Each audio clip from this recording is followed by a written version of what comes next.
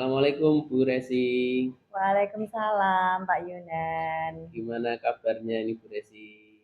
Alhamdulillah sehat sekali Pak. Sehat ge. Nggih. Alhamdulillah kita sama-sama sehat.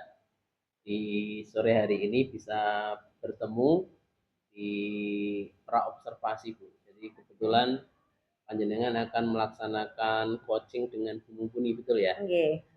Oke, jadi dengan Bu Mumpuni untuk jadwal dan waktunya sudah ditentukan ya Bu ya?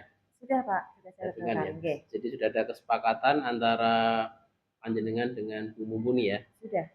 Oke, jadi Bu Resi, yang pertama saya akan berdiskusi dengan jenengan terkait dengan rubrik penilaian ya Bu, Pak. kita hari Oke. ini ya. Iya. Jadi coaching yang akan panjenengan lakukan nanti akan saya amati sesuai dengan rubrik penilaian yang ada. Apakah panjenengan nanti menerapkan alur tirta atau belum? Kemudian bagaimana panjenengan sebagai coach itu bisa memberikan pertanyaan-pertanyaan yang berbobot yang menjadi pemantik sehingga Bu Mumpuni sebagai coach bisa nyaman, bisa bisa memberikan keleluasaan untuk menceritakan permasalahannya dan menemukan solusi. Jangan lupa Bu, ketika kita mau coaching, panjenengan harus menerapkan kemitraan. Jadi tidak ada status lebih tinggi ataupun lebih rendah, statusnya sama, setara, itu muncul rasa nyaman untuk bisa coaching, ada proses kreatif, dan bisa memaksimalkan potensi yang dimiliki oleh coaching. Oke. Sekarang saya coba mau tanya ke Bu Resi. Kira-kira apa sih kompetensi yang ingin Bu Resi kembangkan dalam coaching yang akan Ibu lakukan? Oke Pak, kompetensi yang ingin saya kembangkan yang pertama adalah presence atau hadir secara penuh. Kemudian saya juga ingin mendengarkan secara aktif dan memberikan pertanyaan yang berbobot Pak. Oke. Bagus semua ya Bu ya. Jadi panjenengan akan mengembangkan tiga hal ya. Yang pertama adalah kehadiran secara penuh, mendengarkan aktif dari apa yang disampaikan oleh coach dan memberikan pertanyaan berbobot bagi coach. Iya Pak. Selanjutnya pertanyaan dari saya Bu, kira-kira kompetensi yang ingin dikembangkan secara lebih spesifik yang apa ya Bu ya kira-kira? Yang ingin saya kembangkan secara lebih spesifik adalah mendengarkan aktif dan memberikan pertanyaan yang berbobot Pak. Apa Bu kira-kira yang menjadi dasar Ibu untuk mengembangkan yang mendengarkan aktif dan berbobot ya kira-kira ya? Saya ingin coach saya itu dia menemukan sendiri solusi dari permasalahannya Pak. Bagus. Terakhir ya Bu ya, indikator apa yang diinginkan Ibu dalam proses coaching yang akan Ibu lakukan? Indikator yang saya inginkan adalah coach saya bebas untuk bercerita, jadi dia bisa mengeksplor permasalahannya, kemudian dia tumbuh proses kreatifnya dia untuk menemukan sendiri solusi dari permasalahannya. Mantap. Keren. Ini bisa menjadi apa ya? Coaching yang sangat bermanfaat kalau kira-kira panjenengan sudah mempunyai tahapan pelaksanaan seperti itu. Oke Bu Resi, mungkin hanya mengingatkan saja terakhir, jadi bahwa coaching yang dilakukan harus ada prinsip-prinsipnya yaitu kemitraan, proses kreatif dan memaksimalkan potensi. Itu ya Bu Resi ya. Iya Pak. Jadi terima kasih Bu Resi, saya di sore hari ini melaksanakan observasi dengan semoga yang dilaksanakan bisa berjalan lancar, tidak kurang suatu apapun. Amin. Terima kasih. Assalamualaikum warahmatullahi wabarakatuh. Terima kasih kembali Pak Yunan. Waalaikumsalam warahmatullahi wabarakatuh. Assalamualaikum Bu Mumpuni. Waalaikumsalam Bu Resi. Bagaimana kabarnya Bu? Alhamdulillah, baik sekali. Bu Resi bagaimana? Alhamdulillah sehat juga, Bu. Oh ya. Oh ya, ini tadi kan Bu Mumpuni WA saya ya. Iya, betul. Katanya mau ngobrol-ngobrol sebentar gitu. Saya pengen diskusi nih sama Bu Resi. Nah ini apa nih yang mau didiskusikan? Kira-kira tuh fokusnya tuh ke apa gitu ya? Ya, karena kita ini di SMK Teknik ya Bu, dan SMK itu kan selalu ada kegiatan PKL di industri. Saya lagi pusing nih dengan murid saya. Ini saya ingin bagaimana caranya agar murid-murid saya itu PKL-nya berjalan lebih efektif begitu Bu Resi. Oh, oke. Bisa nggak Bu Mumpuni ceritakan lebih lanjut apa yang biasanya terjadi di tempat PKL tersebut sehingga ini tuh jadi bikin Bu Mumpuni pusing gitu loh. Iya, jadi akhir-akhir ini saya sering dikomplain dari industri. Iya, ada beberapa murid yang satu dia itu terlalu pendiam. Jadi dia kurang komunikatif terhadap pegawai-pegawai di tempat dia PKL. Pekerjaannya beres sih, oke.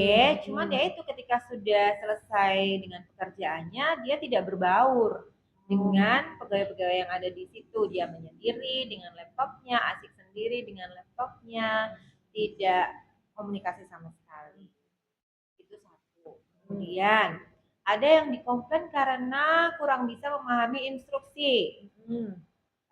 Di setiap industri kan ada mentornya ya.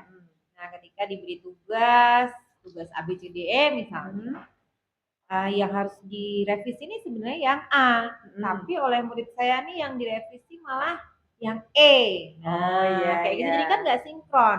Mentornya jadi uring-uringan karena dia jadi 2 kali kerja. Lalu ada lagi ini yang paling parah sih. Sering bolos. Pamitnya dari rumah mau PKL, ternyata nggak sampai tempat PKL Bu Resi. Entah dia kemana, asik dengan dunianya sendiri, janjian dengan temannya, seperti nongkrong, sampai dari pihak PKL-nya komplain, ini kemana anak ini kok beberapa hari nggak masuk tanpa keterangan.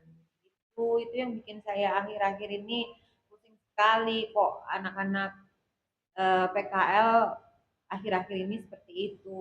Begitu Bu Resi, gimana Bu Resi? Oh iya. Iya.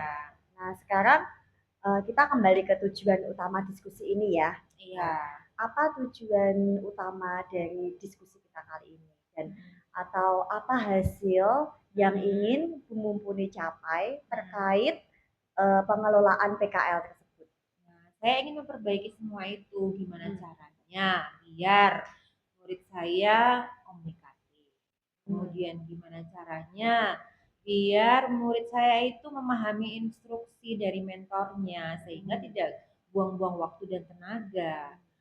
Lalu juga bagaimana biar murid-murid saya itu tidak bolos karena PKL itu kan adalah kewajiban dari sekolah dan industri yang dijadikan tempat untuk PKL itu sudah pilihan masing-masing sehingga saya ingin mereka bertanggung jawab dengan tempat PKL yang sudah dipilih ya datang tepat waktu, pulang tepat waktu, kemudian komunikatif dengan pegawai yang ada di sana dan juga melakukan pekerjaan sesuai dengan arahan mentornya bukan bekerja sesuai versinya sendiri karena masing-masing perusahaan kan punya SOP ya begitu Bu Nisa. Wah itu tujuannya baik sekali ya Bu. Nah sekarang apa nih perubahan atau hasil spesifik yang ingin Ibu lihat di tempat PKL dalam waktu dekat ini Bu? Ya, jadi dalam waktu dekat ini ketika nanti saya monitoring, saya berharap sudah tidak menerima komplain lagi dari industri. Saya ingin ada perubahan yang positif tentang murid-murid saya, mereka bisa bekerja dengan baik, komunikatif, memahami instruksi mentor dan tidak ada yang bolos-bolos lagi. Karena komplain-komplain tersebut sebenarnya membuat saya sedih juga, jadi banyak pikiran gitu Bu. Kita pengen yang terbaik buat muridnya gitu ya Bu ya? Iya murid saya.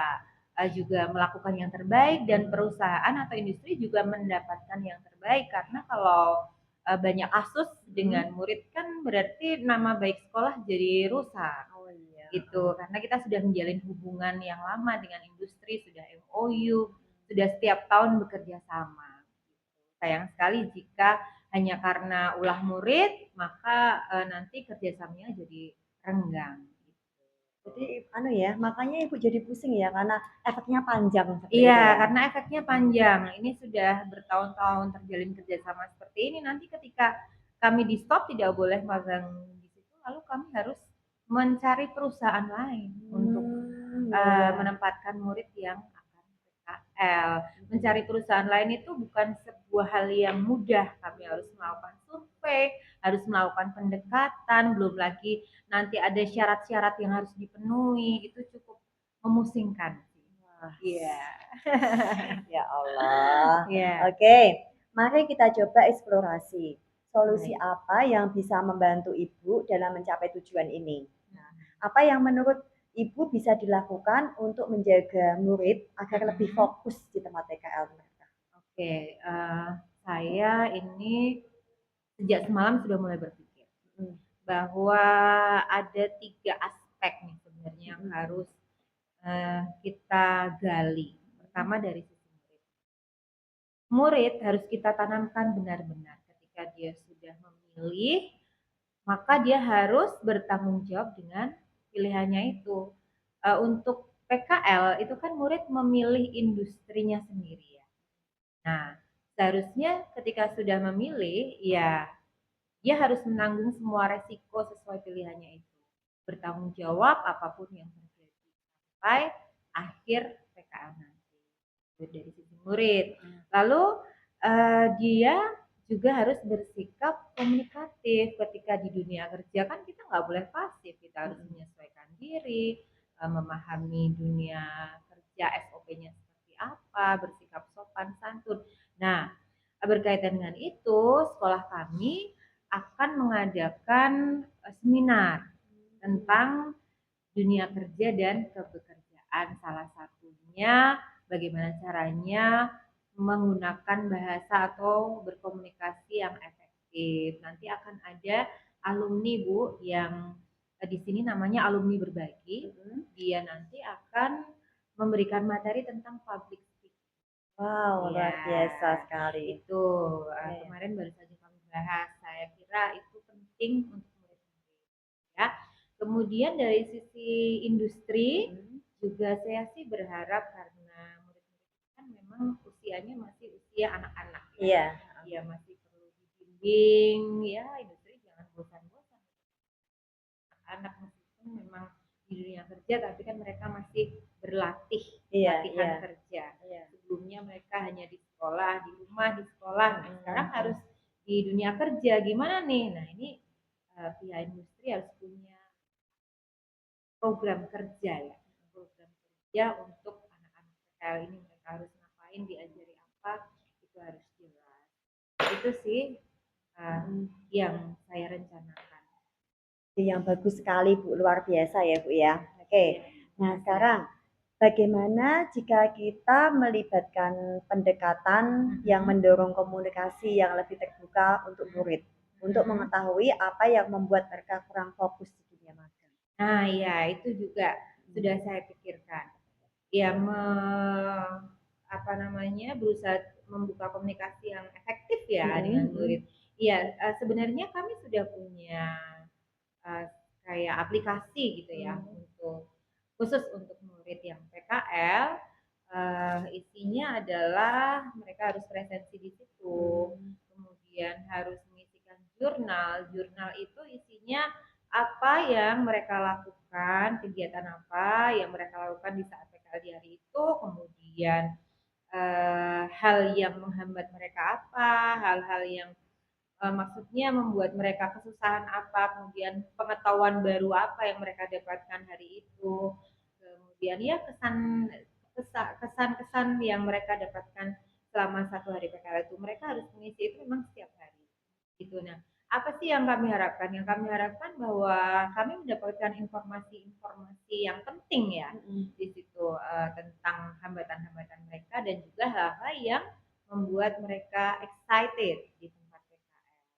Selain itu, setiap guru pembimbing itu kami eh, anjurkan untuk membuat grup WA grup gitu sehingga bisa mengecek kehadiran murid-murid mereka, bimbingan mereka di tempat industri, menanyakan kabar apa, lalu kalau ada masalah ya dikomunikasikan bisa melalui WA grup itu.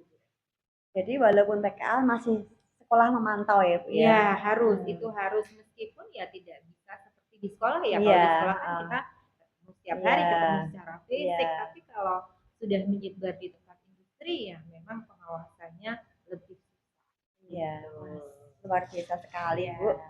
Oke, jadi langkah-langkah konkret apa yang ingin Ibu coba dalam minggu ini? Ya, kalau dari permasalahan yang saya temukan, Ya. nanti saya akan lebih mengaktifkan WA group saya, sama dengan murid-murid yang saya didik.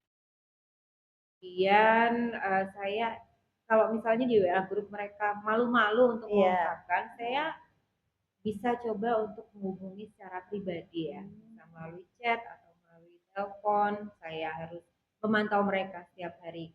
Ya memang kelemahannya adalah karena kita tidak hanya mengawasi murid magang ya, tapi kita juga harus mengajar, menyelesaikan administrasi, tuntutan-tuntutan lain sebagai seorang guru. Itu yang membuat saya kemarin memang agak mengesampingkan yang PKL. Tapi kali ini karena sudah ada permasalahan seperti ini, maka saya akan lebih fokus lagi untuk mengawasi murid-murid ini.